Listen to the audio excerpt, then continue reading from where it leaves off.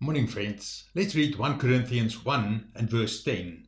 I appeal to you, brothers and sisters, in the name of our Lord Jesus Christ, that all of you agree with one another in what you say, and that there be no division among you, but that you be perfectly united in mind and thought. Please pray with me. Lord, I hear the apostles' plea, and I receive it today as a personal call. Let no division be found in my heart. If I've built walls, help me to tear them down. If I've spoken from pride, give me words of peace. Bring healing to fractured relationships in the church.